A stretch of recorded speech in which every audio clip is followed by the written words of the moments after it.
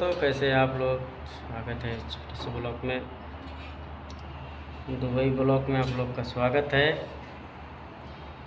आप लोग अगर दुबई आना चाहते हैं तो मेरा एक बात ध्यान से सुन लें। अगर पेंटिंग लाइन से आप लोग दुबई आना चाहते हैं तो बड़ा स्क्रैपर ये वाला चलाना ज़रूर सीख लें, क्योंकि यहाँ पर छोटा वाला स्क्रैपर नहीं चलता है। बड़ा वाला स्क्रैपर ज़रूर चलाना सीख लें। और जो भाई दुबई आना चाहता है वो कमेंट में ज़रूर बताएं।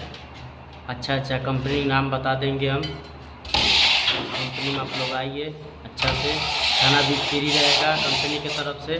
आइए, कमाइए अच्छा से, खाना भी कंपनी की तरफ से रहेगा।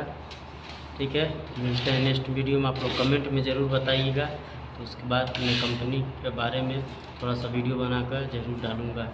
ठीक है, जिन भाई को आना है तो कमेंट में ज़रूर बताइएगा।